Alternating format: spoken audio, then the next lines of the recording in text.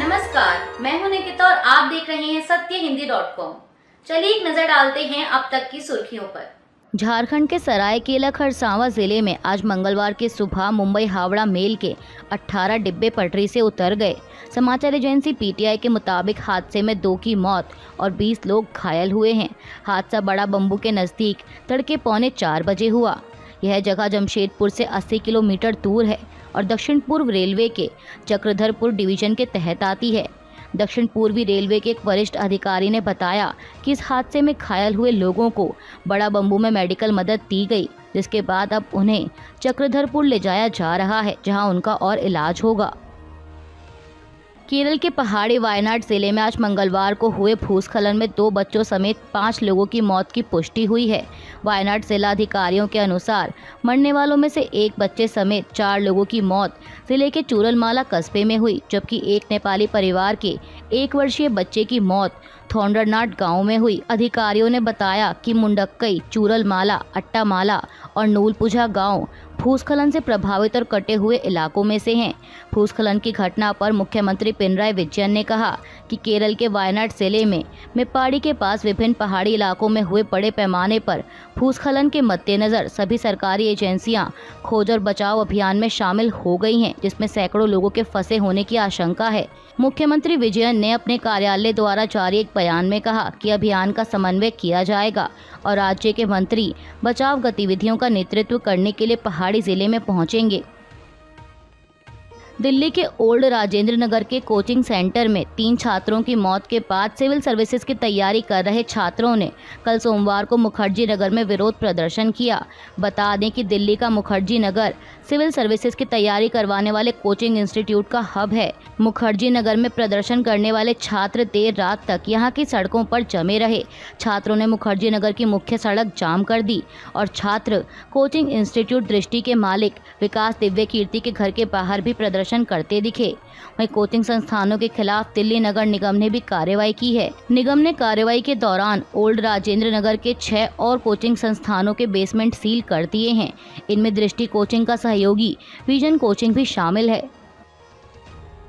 दिल्ली के राजेंद्र नगर इलाके की घटना पर केंद्रीय शिक्षा मंत्री धर्मेंद्र प्रधान ने लोकसभा में कहा कि इस मामले में लापरवाही हुई है।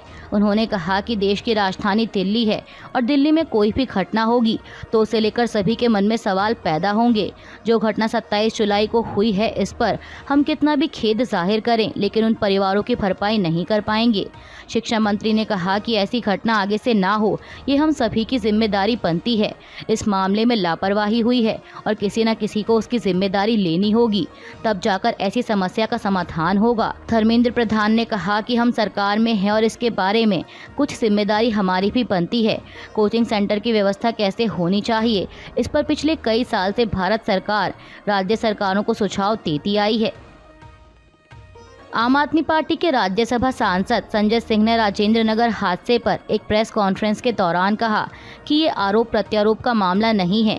यह एक दुखद और पीड़ादायक दुर्घटना हुई है जिसमें 3 छात्रों की जान चली गई। उन्होंने कहा कि 15 साल से एमसीडी में भाजपा थी, 25 साल से कोचिंग सेंटर्स, बेसमेंट में लाइब्रेरी और कोचिंग क्लासेस चला रहे हैं, लेकिन कभी कोई कार्रवाई नहीं हुई। हमारे मंत्री लिखते हैं, मेयर लिखती हैं, अधिकारी कहते हैं, लेकिन कार्रवाई नहीं होती। 28 तारीख का एक वीडियो है जिसमें हमारे मंत्री सौरभ भारद्वाज, आतिशी, गोपाल राय हैं और सब कह रहे हैं कि सफाई करवाइए। संजय सिंह ने कहा कि यह गहरी साजिश है भाजपा और एलजी की कि दिल्ली को बर्बाद करना है, क्योंकि दिल्ली ने अरविंद केजरीवाल को चुन लिया। आप नेता ने आगे कहा कि हम बैठने वाले लोग नहीं हैं। यूपी भाजपा में चल रहे घमासान को लेकर किसान नेता राकेश टिकैत ने बड़ा दावा किया है। उनका कहना है कि यूपी में सियासी घमासान के पीछे आरएसएस का हाथ है।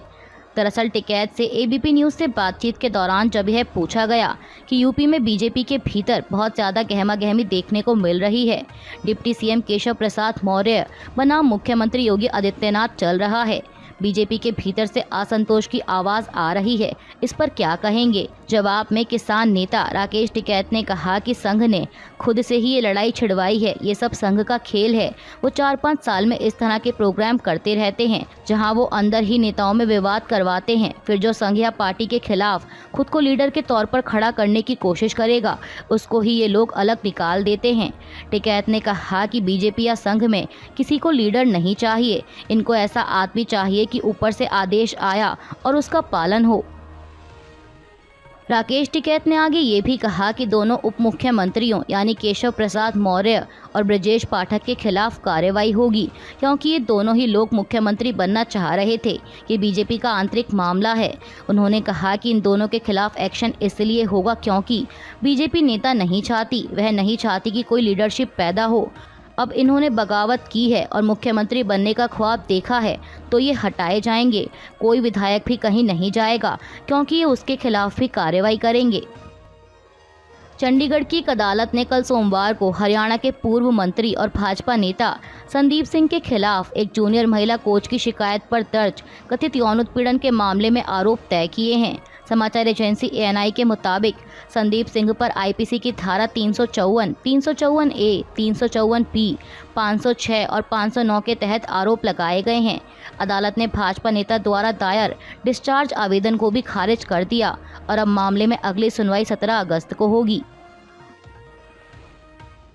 एनसीपी शरद चंद्र पवार के प्रमुख शरद पवार द्वारा महाराष्ट्र में मणिपुर जैसी अशांति की आशंका व्यक्त किए जाने पर पार्टी नेता महेश तापसे ने कहा कि शरद पवार ने जो कहा वह सही है। महाराष्ट्र में भी ऐसी ही स्थिति बन रही है।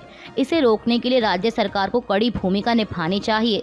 आरक्षण को ध्यान में रखते हुए राज्य सरकार को बताना चाहिए कि उसने ओबीसी और मराठा समुदायों के लिए क्या निर्णय लिया है। राज्य सरकार को यह भी बताना चाहिए कि महाराष्ट्र में मराठा में शांति बनाए रखने के लिए वह क्या कदम उठाएगी। तेलंगाना के मुख्यमंत्री रेवंत रेड्डी ने कल सोमवार को बीआरएस पर आरोप लगाया कि वे अपनी ईमानदारी साबित करने के लिए जांच का सामना करने की बजाय सरकार द्वारा बिजली क्षेत्र में कथित अनियमितताओं की जांच के लिए गठित जांच पैनल के खिलाफ अदालत चले गए। मुख्यमंत्री ने कहा कि बीआरएस नेताओं को डर है कि उनकी लूट उजागर हो जाएगी। रेवंत रेड्डी ने विधानसभा में कहा कि सरकार ने पिछली सरकार के दौरान छत्तीसगढ़ से खरीदी गई बिजली और भद्रादी और यद्रादी बिजली संयंत्रों के निर्माण की जांच का आदेश दिया था, क्योंकि बीआरएस सदस्य ने पहले जांच की मांग की थी। बॉम्बे हाईकोर्ट ने पतंजलि आयुर्वेद पर 4 करोड़ रुपए का जुर्माना लगाया है। अदालत द्वारा यह जुर्माना अगस्त 2023 में दिए गए एक आदेश की अवहेलना के लिए लगाया गया। दरअसल बॉम्बे हाईकोर्ट ने अगस्त 2023 में पतंजलि आयुर्वेद से कपूर उत्पादों की बिक्री पर रोक लगाने के लिए कहा था, लेकिन याचिकाकर्ता ने दावा किया कि पतंजलि ने कोर्ट के फैसले के बाद भी कपूर उत्पादों की बिक्री जारी रखी, जबकि 2 जुलाई को पतंजलि की ओर से कोर्ट में माफीनामा दाखिल कर कहा गया था कि वह अदालत के फैसले का पालन करेंगे।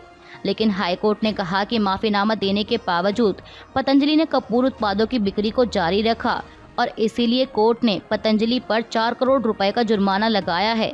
कोर्ट ने पतंजलि को ये जुर्माना भरने के लिए 2 हफ्ते का वक्त दिया है। इजराइल और लेबनान के चरमपंथी संगठन हिजबुल्लाह के बीच बढ़ते तनाव को देखते हुए बैरूत में मौजूद भारतीय दूतावास ने एडवाइजरी जारी की है। एक्स पर पोस्ट कर लेबनान में मौजूद भारतीय दूतावास ने कहा कि क्षेत्र में बने ताज़ा हालात के मद्देनज़र लेबनान में मौजूद और लेबनान की यात्रा करने पर विचार कर रहे भारतीय नागरिकों को सतर्क रहने और दूतावास के संपर्क में बने रहने की हिदायत दी जा रही है। भारतीय दूतावास ने मदद के लिए ईमेल आईडी और आपातकालीन नंबर भी शेयर किया है, जिसके जरिए दूतावास से संपर्क किया जा सकता है। आपको बता दें कि शनिवार को इजराइल के कब्जे वाले गोलान हाइट्स में एक फुटबॉल के मैदान में रॉकेट गिरने के बाद 12 लोगों की मौत हो गई, जिनमें अधिकतर बच्चे थे। हिजबुल्लाह ने इस हमले की जिम्मेदारी नहीं ली है, लेकिन इजराइल आरोप लगा रहा है कि यह हमला हिजबुल्लाह की ओर से ही किया गया है।